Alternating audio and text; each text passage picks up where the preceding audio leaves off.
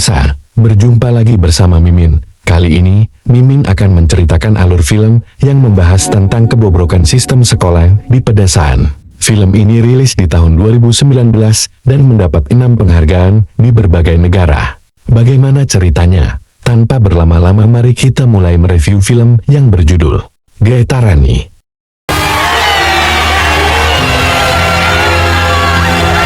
Adegan dimulai dari beberapa orang preman memasukkan anak-anak ke dalam truk. Mereka adalah anak-anak berprestasi di suatu sekolah negeri yang dikirim secara ilegal ke sekolah swasta oleh oknum-oknum guru yang tidak bertanggung jawab.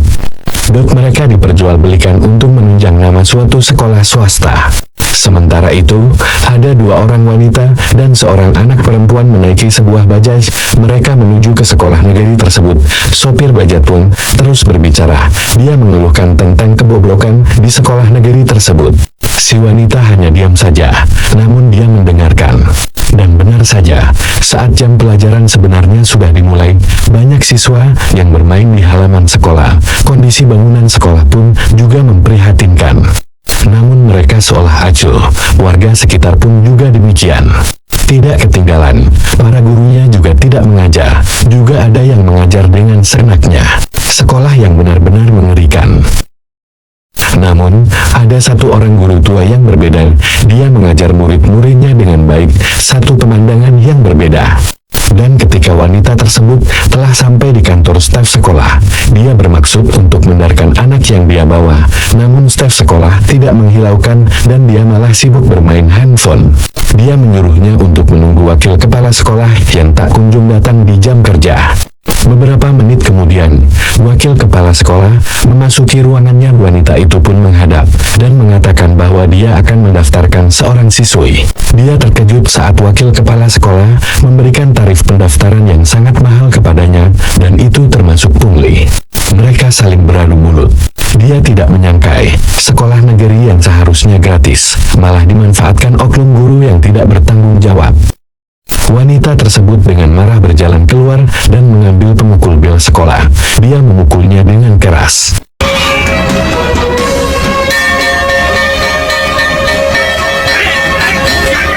Semua orang terkejut dan berlari ke arah sumber suara. Wanita itu kemudian memberikan secari kertas kepada staf sekolah. Dia membacanya.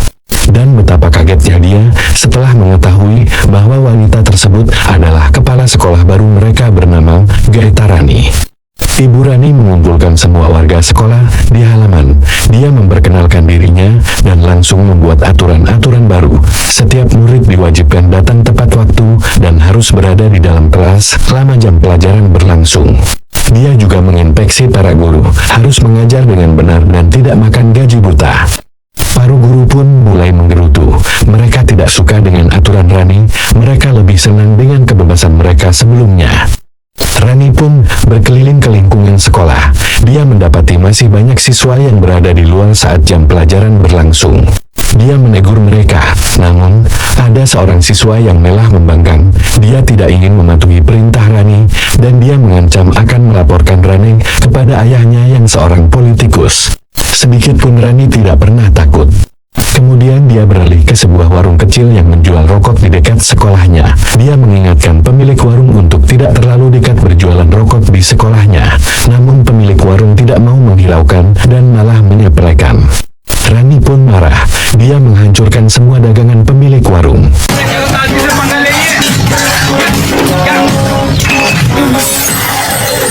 Pada malam harinya dengan ditemani sang ayah, Rani membuat skema tentang rancangan perbaikan apa saja yang akan dia lakukan di sekolah. Ayahnya selalu mendukungnya, namun dia juga menasihati Rani agar selalu berhati-hati karena mungkin akan ada orang jahat yang tidak suka dengannya.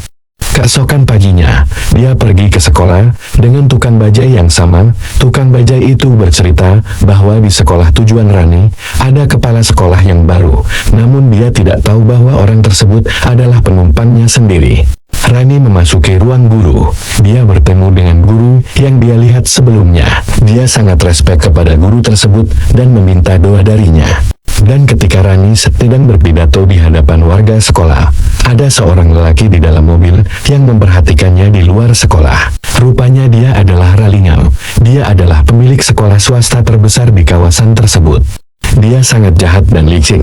Dia seringkali membeli anak-anak cerdas di sekolah negeri untuk dikirim ke sekolahnya agar dapat mendongkrak nama sekolahnya.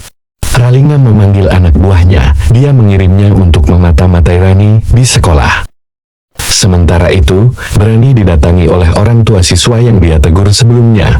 Dia marah karena perlakuan Rani kepada anaknya. Rani pun menyebut anak politikus itu nol, karena dia tidak punya kemampuan apa-apa selain mengandalkan posisi dan kekayaan orang tuanya.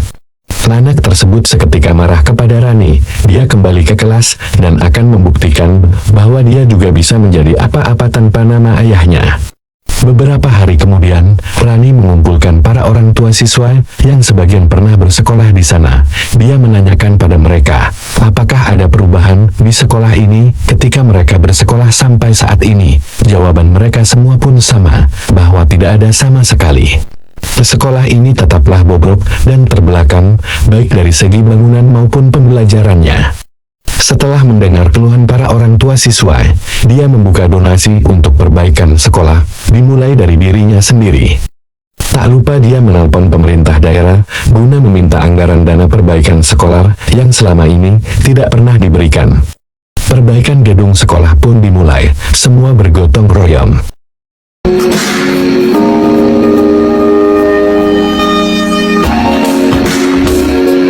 Dan akhirnya, renovasi sekolah pun selesai. Sekolah negeri itu kini sudah terlihat sangat layak.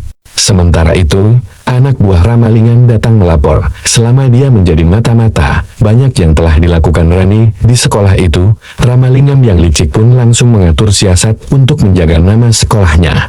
Beberapa minggu berlalu, Rani terus melakukan pembenahan di sekolahnya, termasuk kualitas para guru dalam mengajar di kelas. Namun sesuai dugaan, Rani sangat kecewa karena ternyata banyak guru yang tidak menguasai materi pembelajaran. Bagaimana mungkin mereka akan mendidik murid dengan baik kalau gurunya sendiri kurang kompeten? Rani pun memberikan waktu masing-masing 1 bulan pada setiap guru untuk belajar kembali. Jika ternyata setelah 1 bulan tidak ada perubahan, Rani mengancam akan mengajukan pemecatannya kepada Dewan Pendidikan. Dengan terpaksa, setiap malam guru-guru tersebut harus belajar dengan giat. Mereka takut dengan ancaman Rani. Namun, mereka juga kesal karena harus bekerja terlalu giat. Mereka tidak dapat sedikit pun bersantai seperti dulu. Rani juga telah memecat wakil kepala sekolah. Dia mendapat surat perintah pemecatan dari Dewan Pendidikan karena banyak sekali keluhan yang masuk atas ulah wakil kepala sekolah. Wakil kepala sekolah tidak terima. Dia mengancam Rani akan menghancurkannya. Namun sedikit pun Rani tidak merasa takut. Rani pun mengumpulkan para guru. Dia ingin agar 82 anak yang tidak lulus beberapa tahun ini mengikuti ujian kembali. Para anggota guru menegurnya, karena itu tidak sesuai dengan ketentuan undang-undang yang berlaku. Rani bisa dipidana atas tindakannya. Namun Rani tidak mau tahu. Dia percaya bahwa anak-anak yang tidak lulus tersebut masih mempunyai masa depan yang cerah. Dan sesuai keinginan Rani, anak-anak itu pun dipanggil untuk bersekolah kembali. Mereka akan dibina lagi untuk mengikuti ujian susulan di tahun depan. Mereka pun sangat senang dan bersemangat.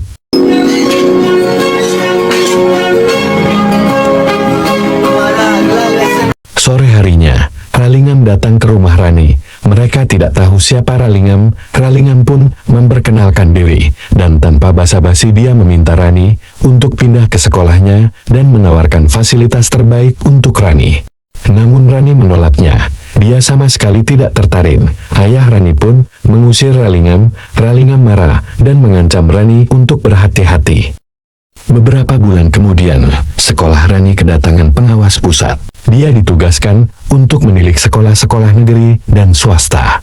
Rani menyambutnya dengan biasa saja, karena memang baginya di sini semuanya sama-sama pengabdi negara dan masyarakat. Rani pun tidak menemaninya untuk berkeliling sekolah. Dia mengutus seorang guru untuk menemaninya.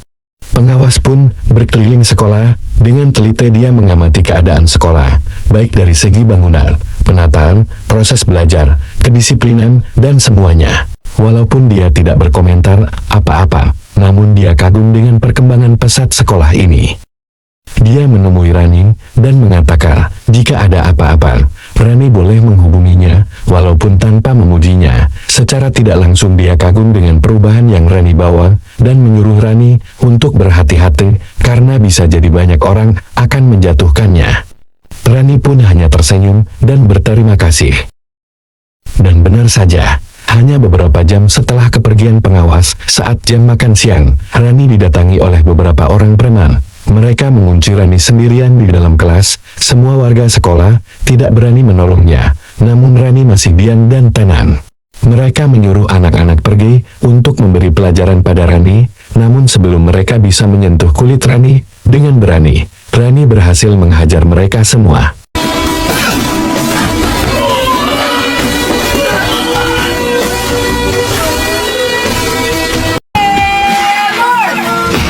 Sebelum kita lanjutkan, tekan subscribe dan nyalakan loncengnya. Oke, kita lanjutkan lagi. Setelah para preman dihajar oleh Rani, mereka melapor kepada bosnya. Ternyata mereka adalah anak buah Ralingam yang bersekutu dengan mantan wakil kepala sekolah dan politikus.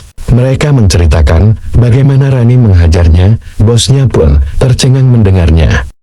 Setelah kejadian itu, Rani datang ke sekolah seperti biasanya. Kebetulan di sekolah sedang ada kegiatan baris berbaris yang dipimpin oleh seorang prajurit tentara. Namun tiba-tiba saja, melihat kedatangan Rani, prajurit tentara tersebut hormat kepada Rani.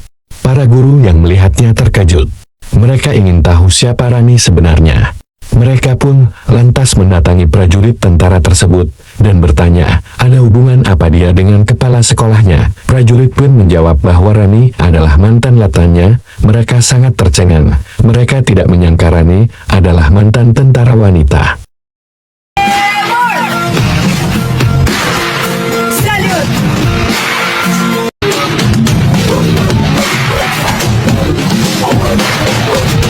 Rani adalah letnan tentara yang meminta pensiun dini pada atasannya karena suatu alasan. Itu kenapa sikapnya selalu keras, disiplin, dan penuh tanggung jawab.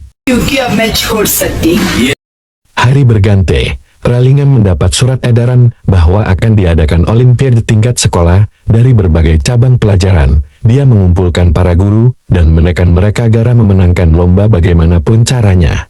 Sementara di sekolah Rani menyerahkan tugas bimbingan peserta lomba kepada guru matematika yang sering memusuhinya selain mantan wakil kepala sekolah. Rani menantangnya. Dia mengatakan bahwa ini adalah salah satu cara yang bisa dia tunjukkan bila dia benar-benar mencintai sekolahnya.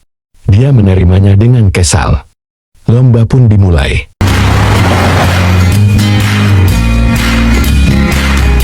Semua sekolah mengikutinya. Berawal dari lomba olahraga lompat jauh. Anak politikus yang pernah bertengkar dengan Rani mengikuti lomba tersebut. Dia berhasil mencetak nilai yang bagus, namun panitia lomba curang. Mereka pun saling adu mulut. Rani hanya diam saja dan tersenyum. Namun tanpa diduga, Rani melaporkannya kepada bapak pengawas sekolah. Kepala pengawas langsung memecat panitia tersebut. Dan di lomba lari jarak jauh, sekolah Rani juga menang. Begitu juga di cabang lomba lainnya.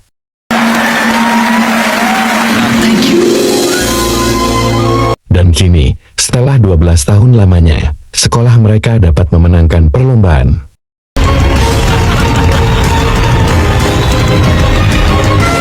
Ralingam pun sangat muak karena tidak satu pun piala yang didapat sekolahnya. Reputasi sekolahnya semakin menurun. Dia mengatur siasat agar bisa tetap mendapatkan banyak siswa.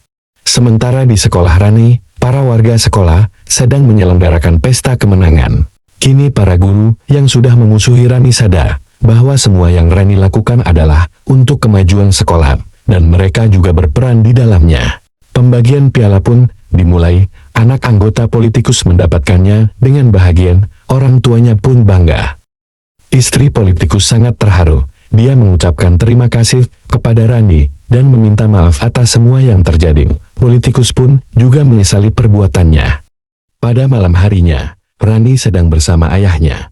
Ayahnya menanyakan, kapan Rani akan segera menikah, dia sudah sangat cukup umur. Namun Rani tidak menjawab, dia malah menyuruh ayahnya untuk pergi tidur. Dan ketika Rani terbangun keesokan harinya, dia terkejut karena ayahnya tidak kunjung bangun. Dia pun segera memanggil dokter. Namun Rani terlambat karena ayahnya telah meninggal 2 jam yang lalu. Dia menangis sejadi-jadinya di pelukan ibu guru tua. Mereka berdua bernasib sama, sama-sama hidup sebatang kara. Bulan pun berganti. Tidak terasa sudah hampir 1 tahun Rani menjadi kepala sekolah di sana. Ujian sekolah pun sudah di depan mata. Rani mengumpulkan para siswanya untuk memberikan semangat dalam menghadapi ujian.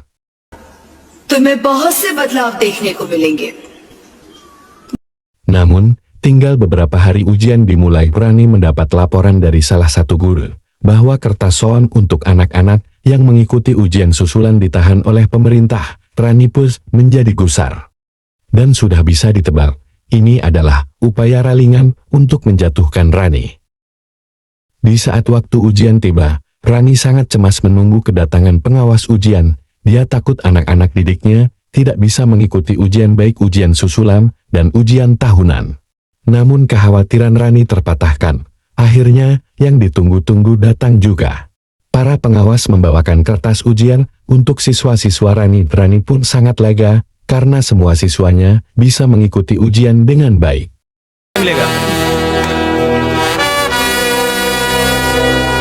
Rupanya sebelum ujian dimulai, Rani meminta bantuan dari politikus. Bagaimanapun caranya, Rani harus mendapatkan kertas ujian tersebut. Politikus pun mengupayakannya. Officers menteri ke order ko mana nahi kar sakte. Ralingan pun takjub dengan kepintaran Rani. Dia memberikan selamat padanya dan mengakui kesalahannya. Liburan sekolah pun dimulai. Rani datang ke sekolah, namun dia melihat seseorang di sana. Ternyata orang itu adalah ibu guru tua. Ibu guru itu bercerita bahwa sebentar lagi dia akan pensiun. Dia teringat pada anaknya yang dulu juga murid sekolah tersebut. Rani tahu siapa yang diceritakan oleh ibu guru tersebut. Ternyata dia adalah kekasih Rani. Dia meninggal karena kecelakaan. Sewaktu dia masih hidup, dia sering bercerita tentang cita-citanya untuk mengubah sekolahnya yang terbelakang. Itu sebabnya kini Rani menjadi kepala sekolah negeri tersebut. Karena dia ingin meneruskan cita-cita kekasihnya. Namun tiba-tiba di tengah percakapan mereka, datanglah sekelompok polisi yang menangkap Rani. Rani dipidana atas kasus 82 siswa yang diikutkan mengikuti ujian susulan. Namun tanpa diduga, setelah Rani dimasukkan ke dalam penjara, para warga sekolah dan orang tua siswa melakukan demo untuk menuntut kebebasan Rani. Para guru pun sampai menyewa seorang pengacara untuk membebaskan Rani, namun usaha itu sia-sia.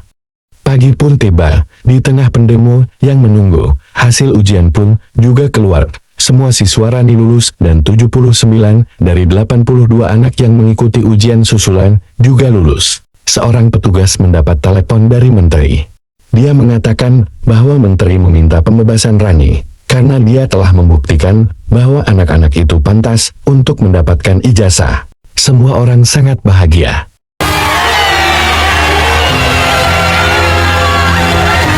Rani pun dibebaskan dan film pun berakhir. Terima kasih sudah menonton. Jangan lupa subscribe, like dan komen. Dan sampai jumpa.